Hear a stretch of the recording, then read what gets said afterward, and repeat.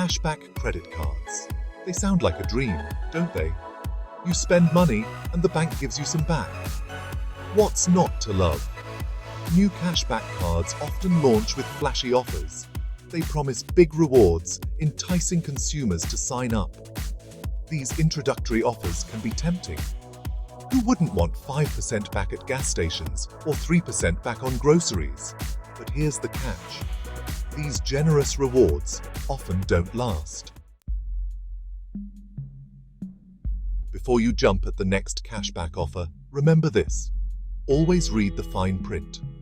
That's where the banks hide the truth about their cashback programs. You see, those amazing introductory rates? They usually expire. And that's when the cashback party ends. Your 5% cashback might dwindle to a measly 1%. Suddenly, that great deal doesn't seem so great anymore. Another trick banks use is changing cashback categories. Remember that 3% back on groceries you were excited about? It might be gone next year.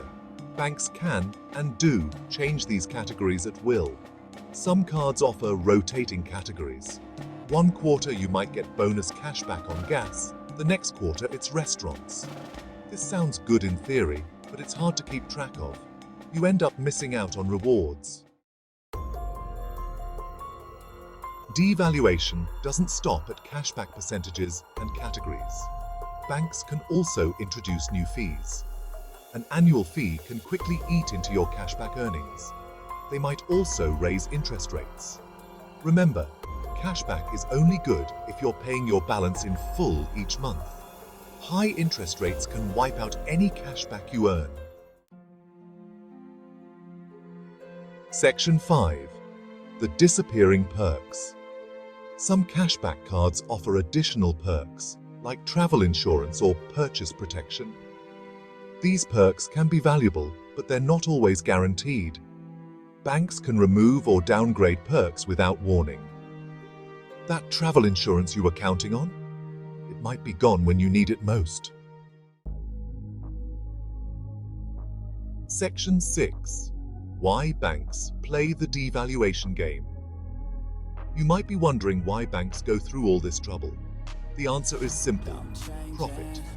They lure you in with attractive offers, get you comfortable using their card, then change the terms. They count on you not noticing or not wanting to switch cards. It's a cynical game, but it's one that banks play very well. Section 7. The enduring appeal of Air Miles cards.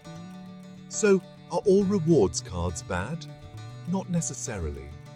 Air Miles cards can offer more sustainable value. Airlines are less likely to drastically devalue their miles. Why? Because they control the value of those miles. Plus, Air Miles can be used for more than just flights. You can redeem them for hotels, car rentals, and merchandise. Section 8. Finding the right card for you. The bottom line is this. Be cautious of cashback credit cards.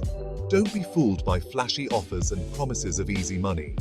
Read the fine print, understand the terms, and be prepared for changes. Consider Air Miles cards as a potentially more stable alternative. Ultimately, the best card for you depends on your spending habits and reward preferences.